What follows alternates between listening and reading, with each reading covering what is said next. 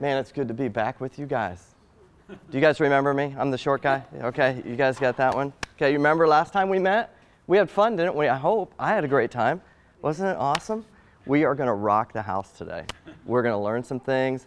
I brought my brain today. Did you guys bring yours? Everybody got your brain? Right? Huh? Okay, we're going to wake it up today. Let's rock and roll. Okay, we're going to spend this hour together. I'm going to try to finish up a few minutes early so I can take some questions. We're going to do a lot of our discussion around sleep, but I know sometimes we can get a little rusty on some information, so I am going to review some things at the beginning that we talked about before so that we can set the foundation for understanding how to make our brains stronger and how to make our students' brains stronger, our athletes, our families, everybody that we interact with. But first, let's talk about this guy right here. This is the actual size of the human brain. It's 3.5 pounds, okay? The human brain is a massive energy hog for the amount of energy that it consumes on a daily basis. Of all the energy you're making from food and water, 20% of it is used by this 3.5 pound organ. So think what you're going to eat today. Think about what your plate looks like. 20% of that is going to this brain right here. And hopefully that's not a Big Mac and fries, because this guy is a very complex thing. And we want to make sure that our nutrition is correct, because that really impacts the energy that goes to this guy. But he consumes 20% of our energy. It is truly, the brain is the most amazing thing that's ever been created. I mean, let's just stop and think about that for a second. Everything that we see around us, everything that we interact with, all the technology as it advances further and further, where does it all start? It starts with a creator who created us to create. And how did he allow us to do that? Through our brain. We are fearfully and wonderfully made. It's amazing. Think about this. The brain relies on blood and oxygen. That's very, very important. 90% of its energy comes from oxygen. But blood flow is super important. What happens if the blood flow stops to the brain for just a few seconds? Is that a good thing? That's a bad thing. The brain starts to die very, very quickly. And so you have this intricate circulatory system in your brain that's absolutely amazing. If for some reason the blood flow stops in one direction, the brain has this ability to shift the blood in different directions to get to other areas of the brain, so the whole thing won't get destroyed if there's a circulatory problem. Isn't that amazing? And there's things in the brain called blood vessels. And these blood vessels, if you put them end on end, they would go over 100,000 miles. Wait a minute. Did you say 100,000 miles, Doc? Yeah, 100,000 miles. For reference, that's go around the world 4 times around the equator, and that is the amount of blood vessels that are in this brain. You are fearfully and wonderfully made. And then when you were first conceived and you were in your mother's womb, okay, at 2 months, your brain was making neurons. It was making neurons, the gray and the white matter. It started making these neurons. And it started making these neurons at 250,000 neurons per minute. Your brain was making as a little embryo inside your mother. Can you believe that? 250,000 a minute neurons were being made in your brain. You are fearfully and wonderfully made. And then it ended up, by the time we got those neurons, really got to a point that the brain could be developed. You're born, and currently you have over 100 billion neurons in your brain. 100 billion neurons in your brain. And these neurons, they have like, I'm not going to do too much neuroanatomy here, but you got the neuron, that's a neuron, and it has like these branches on it, right? And these branches go out, and then there's other neurons, and they have branches. Okay, and these branches of these trees, they don't really touch each other. There's a little gap here that chemicals go in between those called neurotransmitters, and this is like a synaptic cleft. But you have all these little connections between these branches, all these synaptic clefts that electricity is going through chemical interactions. You have over a quadrillion, that's 1 with 15 zeros after it, connections inside your brain. Your brain with those connections has the capacity to store all of world history times 5. That's every name, every place, every event. Some of you can't even remember what you had for breakfast this morning, but I mean, your capacity in this thing is unbelievable. It's just crazy. A quadrillion. And every second, these chemical reactions that go from the top of my head to the bottom of my feet, I have 35 sextillion.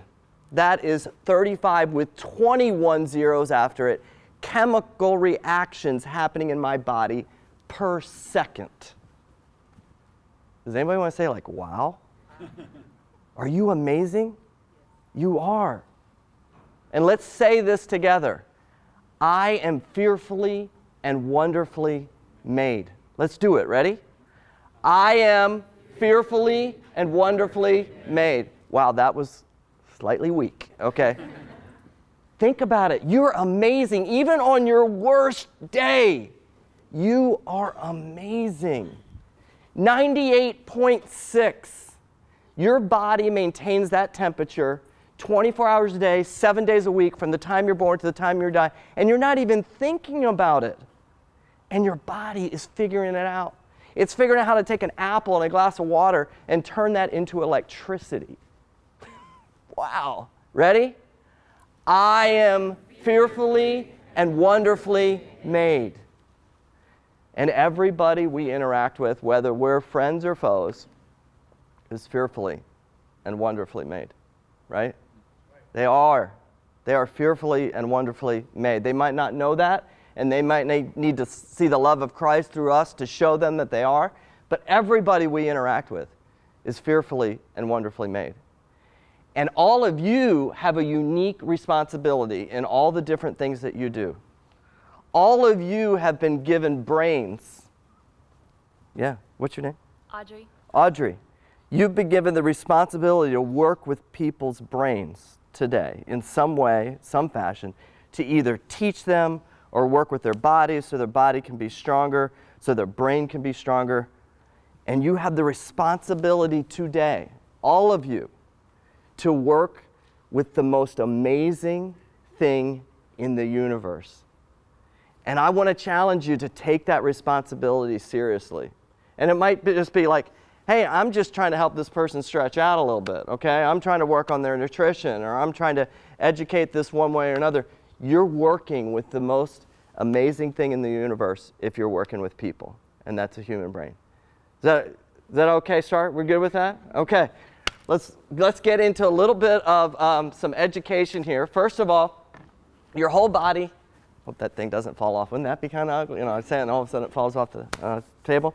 Your whole body and brain works off of electricity. Now, this is a review. We should have some of this, right? And I said 4 things last time that we need to make electrical current, okay? So we don't plug ourselves in like our iPhones, right? We house ourselves inside of us a power plant that makes electrical current, and then we use it. And we need a lot of things, but our 4 things. Does anybody remember any of those things? I've already given you one of them already. Water. Yes, water is super important. That's probably, I'm going to put that at number 2. Okay, water is super important because you can only go a couple days without water, a few days without water. And these electrical interactions, you know, you think about water, electricity. What does water do? It conducts electrical current, right? Like you don't want to, if there's a big puddle and there's an electric cord in it, you don't want to step in that, right? Why is that? Because water conducts electricity. Why do we need water? Because we got to be able to move this electrical current. It's a little bit more complex than that, but just for, you know, getting that discussion started. What else do we need besides water? Oxygen. Right there. Come on.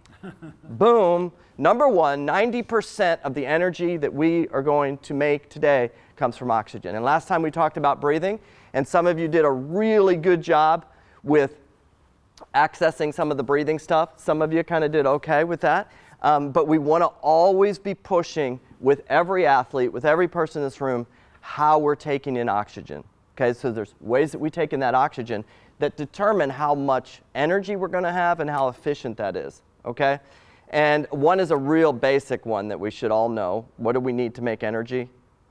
You've already probably had some today, or you're going to have it later today. Food. Okay, you got to have food. And so why is nutrition important? The cleanliness of the proteins, the fats, the carbohydrates, the nutrients, all those things brought together that create these chemical reactions that create electrical current really depends on how clean the power is in me and is in the athlete that I'm working with. Okay? That sustainable energy throughout the game is sustainable electrical current that comes from nutrients and food. Okay? And then you probably should have got this one because we're talking about it today, but I'm going to put number 3 on this list is sleep. Sleep is so important to my body's ability to make electrical current. If I go without 7 days of sleep, if I took sleep away from you for 7 days, you would go psychotic. You would have no idea who you are, where you are. You would lose touch with reality in 7 days. And what would happen by day 12? You would be dead. Okay, now think of things on the planet that could kill you in 12 days. Okay? Sleep deprivation will kill you in 12 days. Now, we don't do that, right? Maybe in forms of torture, people will do that to try to extract information from people. They'll use sleep deprivation.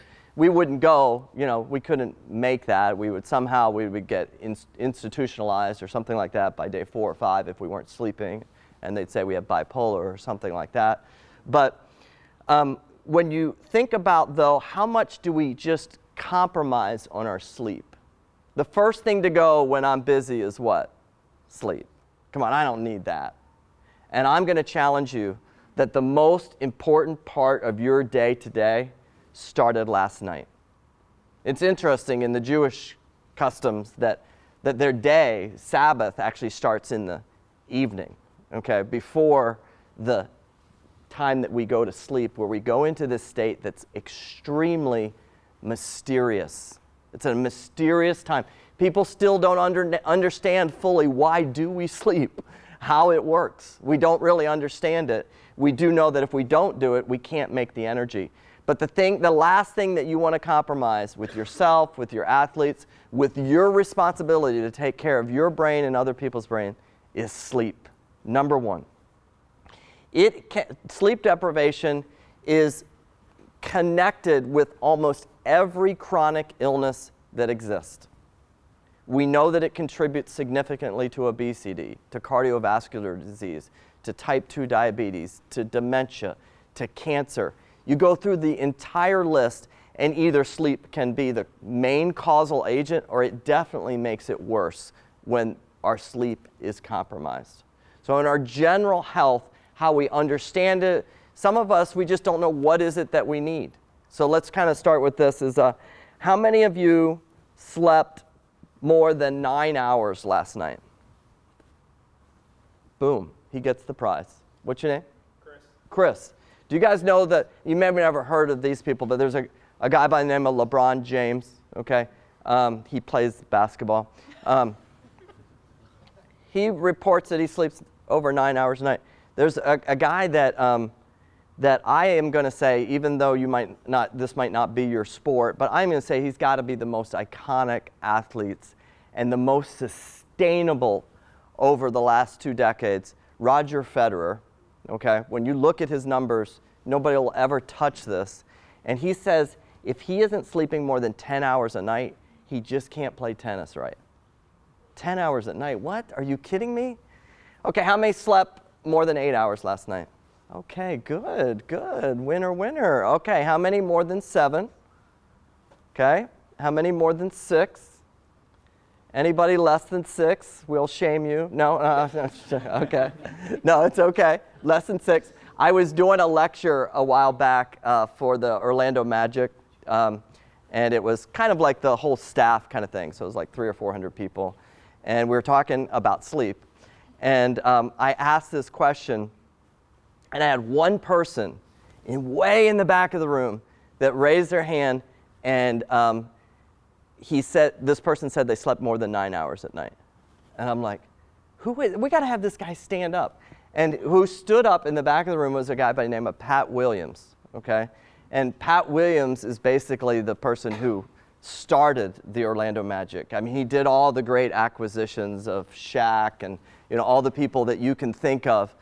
Pat Williams is the guy in basketball, and I think he's written over 100 books. I mean, probably one of the most talented people.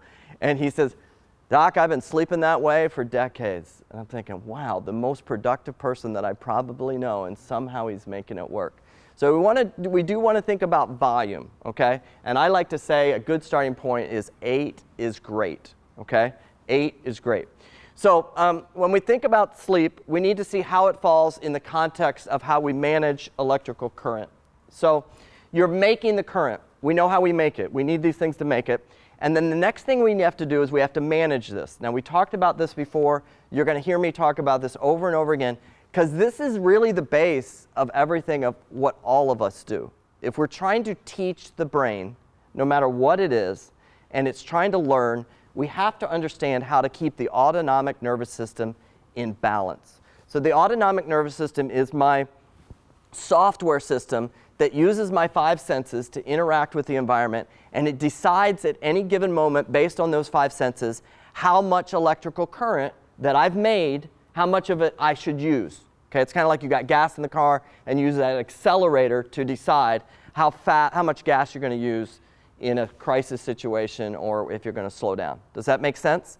The autonomic nervous system does that. It uses my 5 senses to interact, and based on those 5 senses, I then decide either to go fast or go slow, okay? And the technical words for those are sympathetic response and parasympathetic response, okay? If you're trying to teach or learn, the place that's most critical for learning is that the brain is in a balanced state. The most critical spot for being in the zone or a flow state is being in a balanced state. I don't want to be too fast, and I don't want to be too slow, okay? Make sense? So let's say my 5 senses saw that guy, okay? We saw the lion, okay? This is review, but I know that some of you may have forgotten, a little rusty here. What are my 5 senses? They're going to come in. What's my autonomic nervous system now going to do if I see the lion? Is it going to go fast or slow? Fast. It's going to go into sympathetic, right? And it's going to kick in, and some really amazing things are going to happen.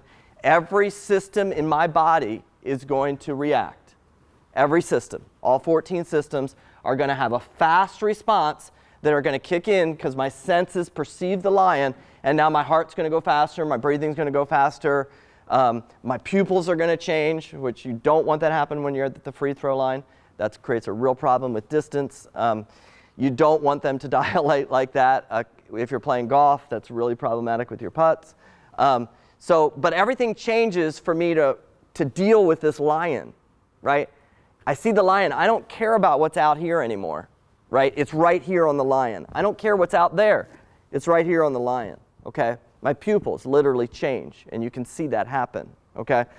And everything changes in the body, and then we have this chemical reaction that happens that the electrical current lights up in the brain, and a message goes to my hypothalamus, and then that releases a chemical to my pituitary gland, which then releases a chemical to my adrenal glands. This all happens in milliseconds in my brain when I see the lion. And so the HPA axis kicks in, and I release adrenaline instantaneously, okay, when I see the lion in that sympathetic response.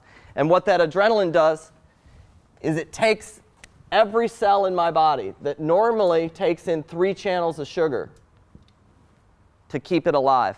And at the moment the adrenaline releases out of my adrenal glands, way down here, okay, all of a sudden I'm taking in 8 to 9 channels of sugar, all because the HPA axis says release adrenaline. Now every cell takes in sugar.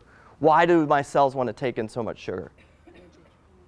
Energy, so I can run from the lion, right? I need that energy to get away from the lion. And that's really what adrenaline does. But I've seen many athletes, I've seen many executives 2 hours before the board meeting have released all their adrenaline, and now they're crashing before they go into the board meeting because all their anticipatory stress. Or I've seen athletes who 2 hours before the football game, they're spent, their adrenal system's spent because their brain got overactivated way too early and they started releasing adrenaline. We don't want too much of this happening. I want to be able to turn it on and off at will and be able to get back into a resting state or a parasympathetic state as quickly as possible. So I want to ask you this question. I just want you to stop and think about this for a second. What are the lions in your life? Okay, so because animals, it's just one-to-one. If the zebra sees the lion, it goes into sympathetic, it runs, chases over, and if it survived, it goes back into parasympathetic because it's just living in the moment. It's more present than we are many times. The zebra is. But we as humans, we can think about the future, can't we? And we can think about the past. And we might have some unresolved stuff that we carry with us that's a lion, and that unresolved past is still my present. And that becomes a lion. Or it's, what if? What if this happens? What if? And now I'm in the future. And I'm creating a lion in the future that's activating me like this. And I'm in sympathetic, and I can't perform at my highest level because I'm just stuck in adrenaline mode. So I want to ask you, just think for a second. What are your lions? What are those things? What are those things that you worry about, even though you've been commanded not to? You still worry about it? What is the lion? And then I want to ask you to stop and think for a second. The students that you interact with, what are their lions? You know, maybe it is how they perform on the playing field, but maybe it's something else. You know, it's been a blessing and also kind of sad to be involved with a lot of these assessments. And here are some of the stories, the baggage, the lions that these students are bringing with them when they come to this university. And I look at the data, and I'm not here, and I know you guys are here, and I'm thinking, man, I hope somebody's helping them deal with these lions. Because they got a whole pack of them that they brought with them. And I want them to play really well out there, but I want somebody to help them deal with these lions. What are the lions that we're dealing with, and what are the lions that our students are dealing with? And how can we help them get out of that sympathetic state all the time? And one last thing while I'm here, because I don't want, let's see, where did my bag go? You got my bag? Thanks. I need a volunteer. Can I have a volunteer? Come on. I'm just going to do a lobotomy on you. What's the problem? Come on, a volunteer. Let's go. You, sir, come on up. I think, what's your name? Lang. Tennis? No? Soccer. I'm Tim. Nice to meet you. Can you sit over there in that chair? No, the other one. And Amy, my wife, is going to hook up your brain. And we're going to look at your brain, okay? So we're going to look at your brain.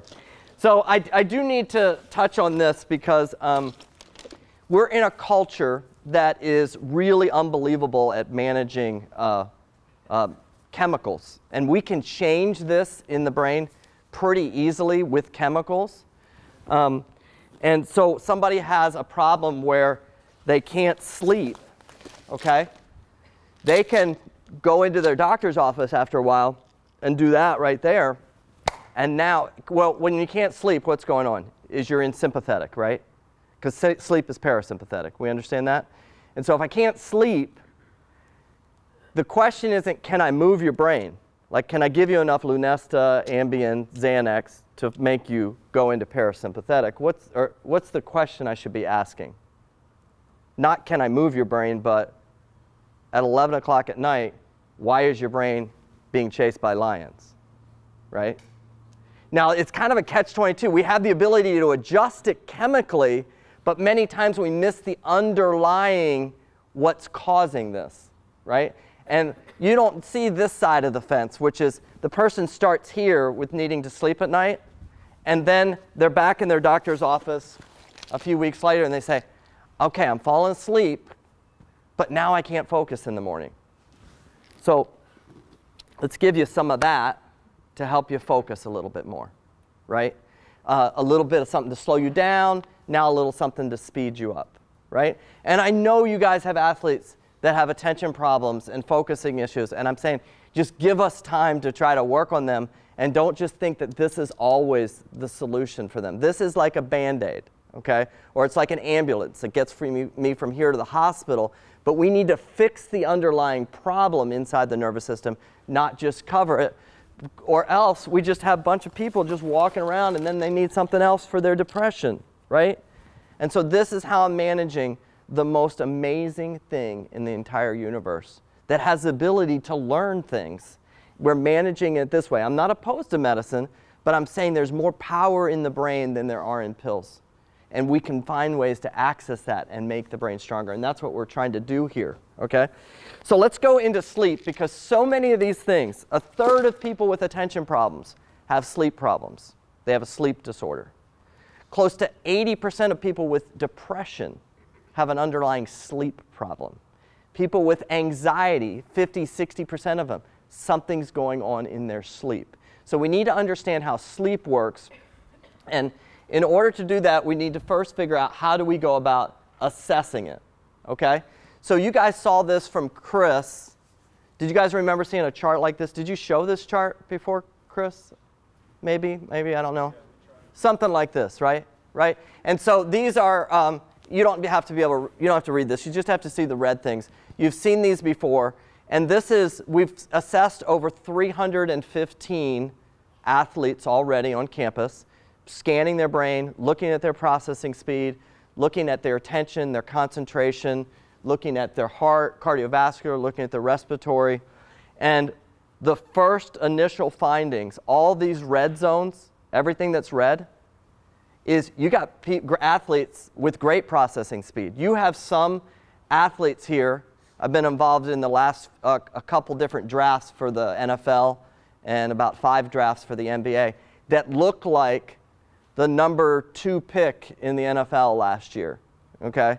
You have some athletes here that look like the number 3 pick in processing speed in the NBA. I mean, you got some really good processing speed here, which is what I'd expect in athletes, up in the 68th percentile compared to their peers. But what you do have a problem with is all the reds are related to sleep, okay? Is we're missing the boat, and this is happening on other campuses, but this is where we start to set ourselves apart, where we start to go to another level, where we start to understand that the foundation of all of this performance comes from sleep, and how do we get it better? It's not just quantity, but it's also quality. So we need to look under the hood and see what's going on. So what I wanted to do is, is it Lang? I wanted to just use Lang's brain to show you a little bit of what we're doing in relation to assessing real-time EEG and seeing how that relates to sleep. So there are a lot of different tools, and I know you guys are very familiar with them, that help you understand sleep. Things like Whoops and Aura Rings and Fitbits and those kind of things are very good, and I would say that those are where those really hit the mark is helping you see kind of quantity of sleep. It should go in, I think. Seeing quantity of sleep, but the actual quality of it is you need to get a little bit deeper into the medical grade, okay? And so a lot of these things are more like actigraphy, which is measuring movement or heart rate, and that's helpful, but we actually want to see what the brain's doing in relation to recovery. We have a slight issue there? Let's see. So we're going to look at how the EEG operates and the electrical current in the brain. Can you go ahead and hit that one for me, Aim? Thanks. And while Amy gets that running there, we're going to talk through a few different things about electrical current. First of all, we would be remiss if we didn't stop and say, wow, that's really cool. Okay, we're looking at his brain right now. This is the electrical current that's going through Lang's brain 24 hours a day from the time he's born till the time he dies. This electricity is just pumping along. Isn't that amazing? I mean, look at that. That's his brain. Now, I know you don't understand all of that, right? But all these little mountain ranges are bursts of electrical current that's happening constantly, even when he's sleeping at night. These things are happening. And the amazing thing is there will never, ever be a brain that looks like that, ever. It's totally unique to Lang. That's amazing. He is fearfully and wonderfully made. And he's not just meant to be in a box. Well, this is how we deal with all the Langs around here. No, no, no, no. I need to know what his brain looks like so I can know how to best help him. And while we want to run as quickly as we can to intervention and helping people, we've learned, it's taken about 25 years for me, is to put the brakes on a little bit and let's try to assess what's going on. And let's figure out this system. And that's why we're at 315 athletes. And before we really push them down the gates to figure out how we're going to make them better, we still got to figure out what is going on here because everybody's unique. So when we look at Lang's brain, this is firing all the time. There's never one like his, okay? So I want to stop and look at specifically things related to sleep. So if we can pause that for a second, Aim. Thanks. There's two numbers up here, and today is not about how Lang so much would deal with stress or an athlete would deal with stress, which would be the high beta number, which is on the right, or on the left there. That's a sympathetic response in the brain, and we're going to address that in another lecture. But 159 for Lang is pretty good. I want it to be less than 14. That means how calm somebody is under pressure, and Lang's a pretty cool customer, okay, under pressure. But to give you a reference point, I've had the opportunity to work with #1 in the world in golf 6 times, and that person is their high beta, which is how calm they are under pressure, is a 0.68. The average of this room is about a 1.8, just so you know, okay? The average of your, I know this because we have the numbers. The average of your athletes, your 315 athletes, is about a 1.42, okay? And that's good. But the #1 in the world of golf is 0.68, okay? And we can get the athletes here below 1. We can do it. We have to do it all together to get there, but we can get there. #1 in the world in tennis 9 times, 0.69. Do you think that person, when they're at Wimbledon center court to win the championship, do you think they're seeing lions? Nope. They just don't see lions. They see that ball strike it when they hit that ball with their racket. They see it exactly like they do on the practice court, right? Isn't that what we kind of want our athletes to do, right? I don't want you to see any lions when you're getting ready to throw that pass in the red zone. Please don't. Throw it just like I know you can do it. But what happens is they see 4 lions, and all of a sudden a mistake happens, and that's because the high beta goes up. Worked with the MVP in the NBA, 0.71, okay? What's unique about iconic athletes is their high beta is down. But that's not what the discussion is about today. Today is about sleep, and sleep is related to parasympathetic responses.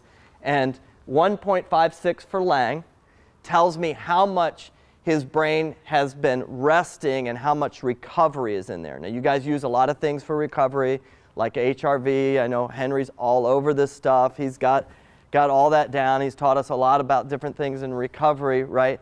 But when I'm looking at recovery, I'm looking at the neurological current in the brain. What's it doing, okay? And that 156 is the bandwidth for recovery, is the ideal spot for recovery is 2.4. 2.4 means that you've got enough rest in there that you can kind of make it through the day. You're not burning on fumes, okay?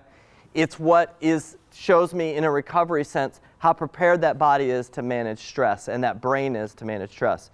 The volume of 2.4 is ideal, and the bandwidth maybe 2.0 to 2.7, okay?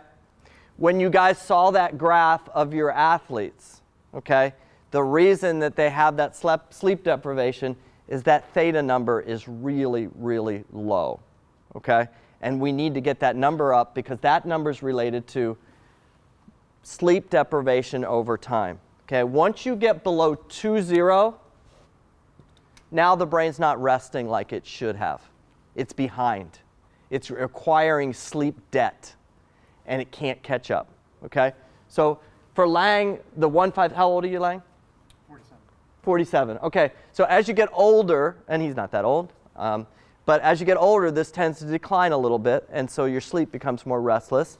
So I'm going to give Lang a few points here, but I would say that in general, instead of the 1-5-6, it would be better for his brain if it was more like a 2-1, okay?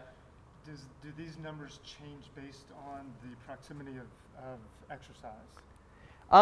No, that one might, but this one was probably more just a sleep over time and specific quality of the sleep, maybe not so much quantity. Like when do you test the athletes? When's the ideal time? There's going to be a range of a couple tenths of a point depending on the time of day, but the morning is a good time to test them. It's because now they've rested and we're not getting the fatigue of the whole day. But in your case, you're somewhere between probably a 1-4 and a 1-7, okay? Ideally, we want to get that a little bit higher, okay? The calmness is here, but you can see here we're comparing the ideal to the 2.4, and he's at 39% of the ideal. And on the stress one, he's at 57%, okay? So something that would help Lang, and probably there's a lot of people in here that are even, lower than that number. But in general, this kind of what happens when we kind of get running, and we just need to take more time to rest and sleep, is we want that number to stay up closer to 2. Okay, 1-5-6 is not bad, but I'd like to get it to 2 to optimize the brain's functioning. The brain can function at 0.9 over there. It's just not going to function at its most highest level, okay? So that number is the number we're looking at. We're doing this at 3 different areas of the brain for your athletes. And they're not 47 years old, they're 20, okay? And they should not be low like this. And many of them are because they're not getting the right kind of sleep, okay? Let's go ahead and give Lang a round of applause for coming up here and helping us out. Thank you, Lang, okay? Now let's move on to, if we don't have EEG, we're going to now look at chemical reactions in the body, okay? And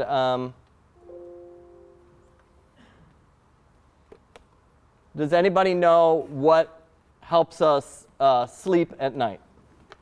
What chemical in our body helps us sleep at night? Melatonin, Lang's got it. Home run, right out of the chute. Okay? So melatonin is what allows our brain to sleep at night. So we're looking at I'm showing you 3 different ways you can assess sleep quality. One is daytime EEG, okay, which we just looked at. And we have access to that here. The next one that I want to talk about is hormones in your body. These are very powerful chemicals that set the tone for how your body sleeps, okay? We as humans, we are daytime creatures. We interact with the sun, okay? The sun is what sets our rhythms. We're not nighttime. And when you shift somebody to third shift, did anybody read the ESPN article?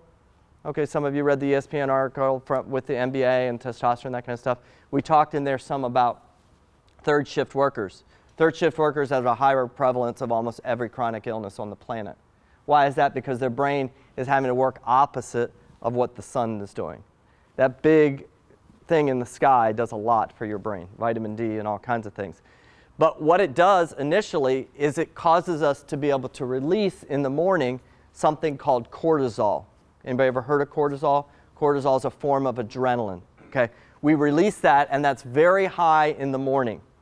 Then as the day goes, what should happen is we should release less and less cortisol. We start off at about 7 units, and by bedtime, we should be less than 1 unit of cortisol. That's a natural rhythm of cortisol. Now, cortisol does that release naturally, but it can also do that in reaction to the environment. So if I see a lion at any moment in time, what's my cortisol or my adrenaline going to do? Shoot up, right? It's going to shoot up. So that could happen at any given moment, and when that does, that's going to eventually affect melatonin production based on the time of day that my cortisol goes up. So here in a normal rhythm, no lions in my life, no stress, that is how cortisol gets released. And what happens is, as cortisol is doing this downward slope, melatonin is doing an upward climb. They work inversely of each other. So melatonin goes up when cortisol's down. If cortisol goes up, what does melatonin do? Go down. Okay? If stress goes up, what is my melatonin production going to do? Go down. Okay? So my problem in the NBA is they have something that looks like that. And why do you think their stress goes up at night? Gosh, why does that keep doing that? Why is that? Because of games. Right? Because I have a nighttime game, and all of a sudden that game becomes a lion to me. My adrenaline goes up, and what's going to happen to my melatonin? Go down. So then I get back home, and I'm trying to go to sleep, and my coach says, go home, everybody sleep, we got school tomorrow, come on. And they're like laying in bed like, I can't sleep. I got to go do something, right? I got to go find something to do because I can't sleep. Why can't they sleep? Because of a chemical reaction that caused the cortisol to go up and the melatonin to go down. Now, the cool thing is, we haven't started this yet, but we have the ability to measure cortisol levels in any of our athletes. Actually, Ian, a while back, did this for me where he gave me 4 parts of saliva. I hope you don't mind me. I just broke all HIPAA laws. Okay? I'm not giving... I never saw Ian. There's this guy, okay, that wears a tie and a blazer, okay? I'm not going to discuss his results. I just want to explain how easy, well, maybe he didn't think it was easy, but what he did was he spit in this tube in the morning, he spit in it at noon, in the afternoon, and the evening, and I could see exactly what his cortisol levels were, and I was able to then know exactly what was going on in his melatonin production and consequently his sleep. So I'll get somebody that has a cortisol production like that, and I'm like, how are you sleeping? Oh, great. I'm sleeping great. No, you're not sleeping great, because that isn't the way that should work, okay? One of the things that does help improve the symmetry of this is our exposure to light, okay? And very, very important that we interact with the sun. And many times we don't interact with it like we should, and so our circadian rhythm gets off. And I brought an example of lights that we use. This is called a biometric light. I worked with a guy to design this thing. That see if you notice anything about this light. One, it's bright, right? You guys see that? Okay, now tell me what's happening to the light. Do you see anything happening? Okay. You see how it's getting more bluish, brighter, and then some of you can't, some of you, okay, and then if I go this direction, do you see how it gets, okay? So this light, we set this with software that it actually changes the color based on what the sun's doing outside. Okay, so right now these lights, they're just going to stay at one temperature all day long, one color temperature. And your brain's trying to get cues from the lights to know what time of day it is, so it knows when to release cortisol. And many of the light that we're exposed to, especially even if you're in a room like this, you don't understand that the foot candles of light by that window right there, and I have a foot candle measurement device on my phone. If I went over by that window, the foot candles would probably be maybe 200. If I actually stepped outside, the foot candles would be over 10,000 foot candles. Okay, that's the amount of light. You don't realize how bright that sun is, okay? If I stood under these lights and held my foot candle measurement, it would be about 20 foot candles. So your brain gets really confused in a lot of these artificial imagine if you're in a weight room that doesn't have windows and you're working out, what that kind of does to the brain's ability to understand what's going on. So being able to change and adjust the lighting so that the brain can line up its circadian rhythm has a huge impact on this. And at 2 different NBA teams and 2 different NFL teams, we've adjusted their lights so that they're working with the sun versus against the sun. Something, those of you that don't want to, switch out your lights, one of the best things you can do is first thing in the morning is get outside. You got to get outside for 10 minutes so the brain knows it's time to wake up the cortisol. And the best thing you can do at night is to, when that sun is setting, get outside and watch it set. so the brain can start to figure out what's going on. See, we weren't meant to be in a lot of these artificial environments, and consequently, our sleep gets impacted by that. Okay, I got to cruise along, and so we're going to go past hormones. First, we saw daytime EEG. Second, we saw hormones. And last thing is polysomnograph, okay? You have here at Liberty, we have 2 medical-grade polysomnograph sleep study devices that we use with athletes to measure the sleep architecture, what their sleep is doing. Not just the quantity, but the action, not just the quantity, but the quality of the sleep. And this is so important because I want you to remember this. Not all sleep is created equal, okay? If I sleep from 1 a.m. to 9 a.m., that's totally different than if I sleep from 10 a.m. to 6 a.m. Based on what I just discussed, why do you think that would be the case? What's that? Hormone. You've got the cortisol that's still going to release at 6 a.m., 6:30 a.m. because of the sun, okay? And you've got a second factor, which is your body changes temperature over 24 hours, and its lowest temperature, and it has a lot to do with the sun, is about 2 a.m. And some of you, that's when you're waking up, 2:30 a.m. But that's when your body's at the lowest temperature, and it does a shift from the light gray into more of the yellow. So what you're looking at here is reds are awakenings. The light gray is deep sleep. The dark, almost black, is light sleep. The red is awake, like I said earlier, and then yellow is REM sleep, okay? Now, it's not, I didn't just randomly make the REM sleep taller than awake sleep.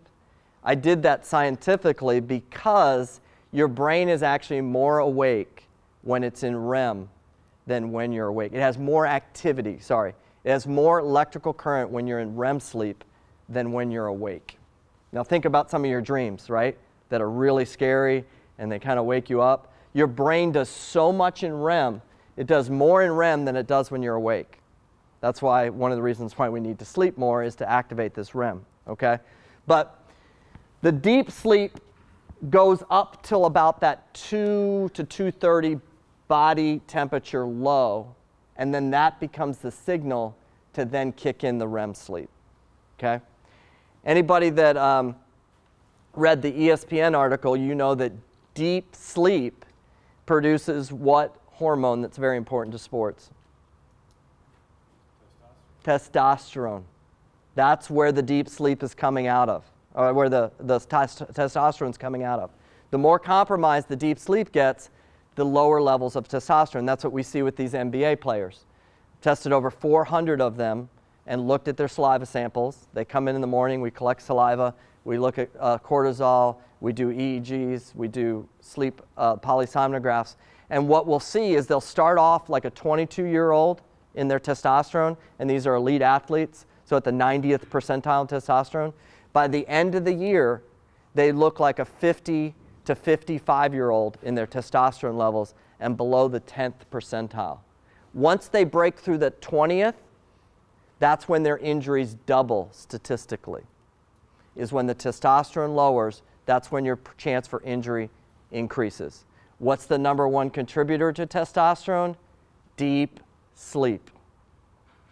So that in where you're like, how can I get this person's testosterone? I can't give them testosterone. You can give them deep sleep. And you got that more production of testosterone, which I can't get into today, how important testosterone is, but just start looking at how important that is to sports performance. And that's all based on this gray here. So this person has a very good volume of that. Now, this person says that when they slept last night, that they slept on a 1 to 10 scale, that they slept a 9. And I'm going to say, that's pretty good. This person also said they slept a 9. Okay? Do you disagree with this person that when they said, hey, my sleep was so good, I slept 1 to 10, a 9. What do you see problems about this person's sleep? What is the red? It's awakening. This person doesn't realize it, but this has become normal to them, that they sleep a little, wake, sleep a little, wake, sleep. And I say, how long did you sleep? 8 hours? Really? That person didn't sleep 8 hours. That's a problem. What's going to happen to this person's testosterone? It's not going to produce correctly, okay? We need this kind of data to understand what's going on with our players. And now here's one. Whoa, let's not do that.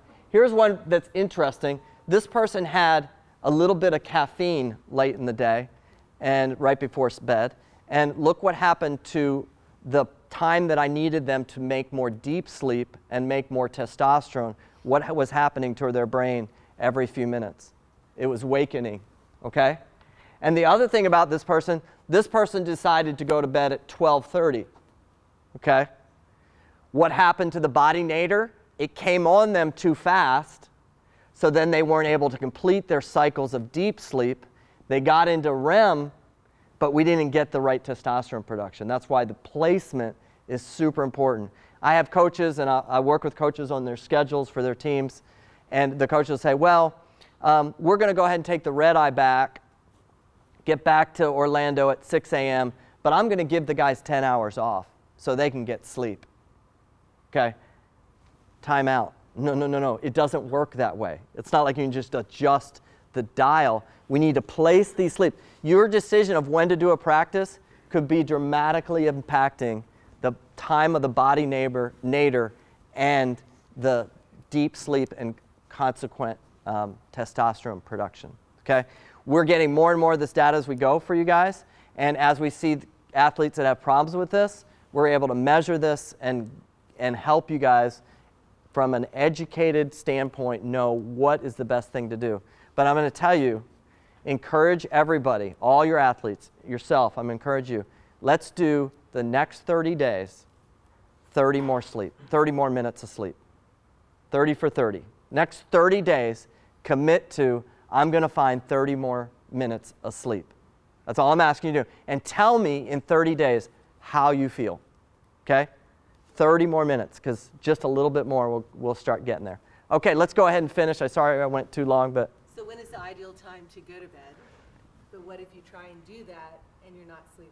Okay, so this person actually had that problem. So if it's taking you more than 30 minutes to go to sleep, you need to get up out of bed, okay, and go not get that bed to become a negative spot, okay, because that's insomnia. So you need to kind of restart your routine again.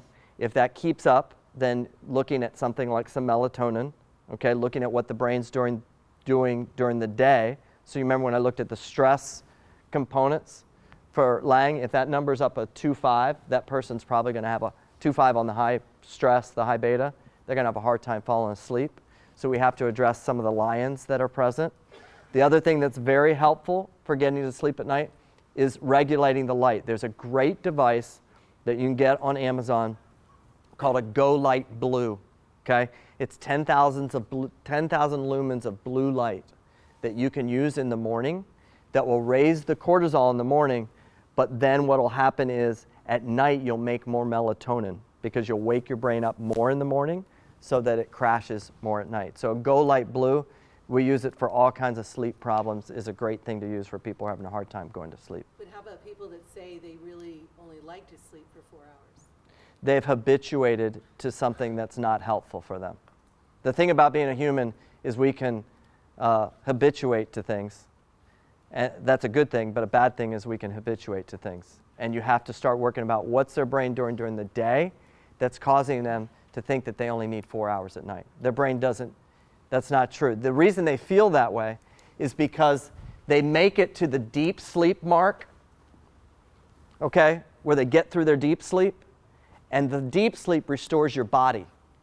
So I can function off of 4 hours of sleep, but it's the next 4 hours of sleep, the REM sleep, all the yellow, that restores my brain. So you can function off of 4 hours, but you haven't invested in your brain in that last 4 hours. The yellow is more like your retirement plan. Like what keeps the brain working over the long haul is all the yellow or the REM. The gray is more like what's in your wallet today. So I can function off of 4 to preserve my life if I'm being chased by a grizzly bear, right? And I can hide in a cave and I can sleep 4 hours and then I can run more, okay? But I haven't done the REM sleep, which is the yellow, which is what makes the memory functioning and the processing speed work. So you got these athletes that can perform the next day, but their brain's not in it like it needs to be because they haven't gotten the yellows, which are the REMs. And that happens in the second half of sleep. Yes, Ian? What have you found to be the most effective way for coaches to message this to their athletes? Because I think we all completely understand, what you share with us, the importance of sleep. But as Dot was saying, there's some people think, hey, I only need to sleep 4 hours a night. I get better by practicing and lifting weights. I don't need all this sleep. How do you see that most effectively messaged to athletes? Yeah, I think definitely the one, and not just for males, but for females, is when you start talking about testosterone production. Okay, like I've had to do this with NBA teams where, first we do the basic education, nobody's doing anything, right? And then we, this will help with this, nobody does anything. And then all of a sudden it's like, your testosterone production is going to drop and you're not going to be as strong. Your muscle mass is going to change, and you start to go through what happens to people when their testosterone drops, and you can't be that athlete that you want to be. And so it's educating, because everybody knows about steroids and how you can't use these things, but they know, like the people that have in our sports history have actually, the home run kings, all those people. And so when we start to associate, this unbelievable power that you can have as an athlete comes out of your testosterone, and it's made in your sleep cycles. So let's understand how that works. And as a coach, I need to create the space. Now, I had this happen many times with the NBA coaches where they've said, if I create space, the guys are just going to go goof around more. They're going to be out partying more. Well, that is another form of education, okay? And there are going to be people that manipulate that. There always will be. But then there'll be the ones who, like the Tobias Harrises, the Kirk Cousins, these different people who, thanks, I need that because I now know to be an elite athlete, I've got to grab that sleep. So you can't be the coach that, well, I'm only going to give them this amount of time to sleep because I'm afraid they're going to do everything else. That can be a problem. Educating them, showing them how it shows their performance. Having a graph like this is huge. If you got somebody that's really on the edge, showing them data and then letting them make that educated decision on that is super important. Yeah. What are your thoughts on naps during the day? I mean, we have 2 nap pods Yeah. in that LAC. You want to keep them under 30 minutes because you don't want to get stuck where you're getting so deep into the sleep cycle. This is an awful one to be looking at. That you get so deep in the sleep cycle that when they try to go sleep at night, they can't initiate that cycle appropriately. See, this is like a building. It's building. It's an architecture. It's not just sleep. Sleep is an awful word for that. That's like, what did you do today? I was awake. What? You did more than awake, right? You did all kinds of things, and that's what sleep does. First, it restores my body, gives me all the hormones I need, and then it fixes my brain. The number one cause of Alzheimer's is decrease of this in the 30s, 40s, and 50s, is they don't have enough REM. And so then they can't form memories, and then you can't improve your processing speed. When your athlete makes a mental mistake, first place I'm looking at REM sleep. How much REM sleep are they getting? This guy's never engaged. He's not focusing. Do I want to give him a stimulant? Maybe not. Maybe I want to figure out what his REM's doing, because what's a stimulant going to do to this? It's going to make it a mess, right? Yes? We had a discussion with our coaching staff about the importance of having breakfast versus sleeping. So we originally made, which I was against, mandatory breakfast, because I do believe that they need to sleep and get up on their own. But we had a big discussion about it. So what do? Do you force kids to get up and have breakfast, or make it optional if they wake up on their own? Or what would your recommendation be the day of a game, when the game is, being played at, 1 o'clock? Yeah, I would say both. The answer is to figure out why are we having such a problem getting them to get that extra hour to get up and get breakfast, or 45 minutes or whatever it is. Why is that so disruptive on their sleep cycle? And how do we get a community of people that really understand how important this is, that they're actually asking? I have worked with college students who actually get in bed at 10 o'clock. And their peers are like, what are you doing? Well, I want to be the best athlete in the world. And I'm going to bed at 10 because they know it and they get it. And maybe the community that they're in, we're starting to figure out the ones who want to take it seriously, and we let them be in an environment where they can take it seriously. And the ones who aren't going to take it seriously, is that a gate that if they're not going to pass through that one, they're not going to have access to this medicine for their attention when they're not sleeping well, you know, like, or they're not going to have this intervention if they're not taking care of the basics like nutrition. They're both very important. Breakfast is very important. I'm going to say that. But I'm also going to say sleep is just as important, if not more. So trying to figure out, we're smart, okay? All of us in here collectively can figure this out. It's going to be different than any campus in the whole world in this way because nobody's taking this seriously, okay? If we take it seriously, we can not only adjust them athletically, but academically they can go to another level because the brain is now functioning the way it was intended to. We know scientifically that this group is low in their sleep. And now what are we going to do to try to I don't have the perfect answer for you. Yes? How do people who grew up in overcast areas deal with kind of knowing where the sun is at certain times in the day and how that affects melatonin? Yes. So you're talking about seasonal affective disorder, and that happens right around 30 degrees and higher from the equator. So right around Tallahassee, from there on up, your prevalence of seasonal affective disorder starts to increase dramatically the further you get north. You know, you get into Alaska and we got a major problem with significant depression.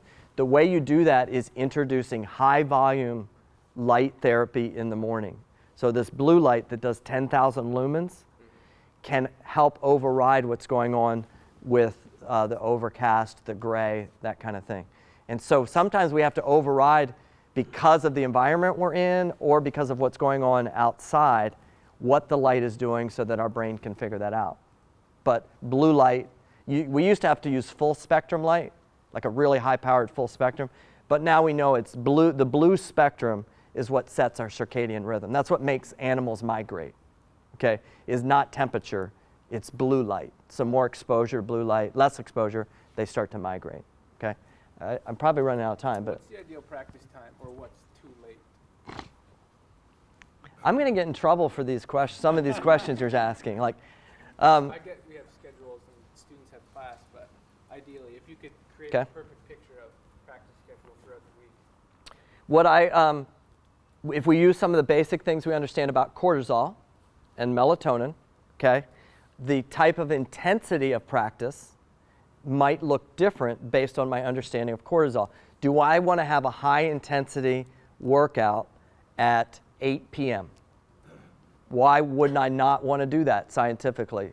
Not just because I don't want to have it, but what's going to happen? Cortisol is going to go up. And what's going to happen to my melatonin? It's going to go down. And then my melatonin goes down. What's going to happen to my deep sleep? It's not going to be as good. And what's going to happen to my testosterone? It's going to stink. And then in a few weeks, I'm going to have this rolled ankle and it was just an accident that happened. No, your biomechanics got off because you didn't have enough testosterone on board, right? So I have to be thinking, can I do something to maybe educate that's not as intense, a walkthrough or something like that at a different time of the day that maybe is later into the day, and then something that's more intense, line it up with my cortisol production, okay? And then also be thinking, body nadir, 2:30, 4 hours on each side of this, okay? That's my ideal window. Maybe I might not be able to hit that, but when I'm thinking about my travel schedule, when I'm thinking about all kinds of things, I'm thinking about I gotta have that middle mark right around of the sleep cycle, right around 2:30, because that's how the human body works. I'll take one more and then we should finish. Yes? How important is a mattress in all of this? Oh man, if you're the mattress company, it's really important, okay? And I have stock in this extra mattress company, and I've got, your mattress is important, okay? And the things you want to think about for a sleep environment are three main things. And we need to have another whole discussion on sleep hygiene, but the three things you need to think about is what would make a mushroom grow, okay? What would make a mushroom grow? Cold. The room needs to be cool, okay? So one of the first things you can do is ask these athletes, what's the temperature in the room, okay?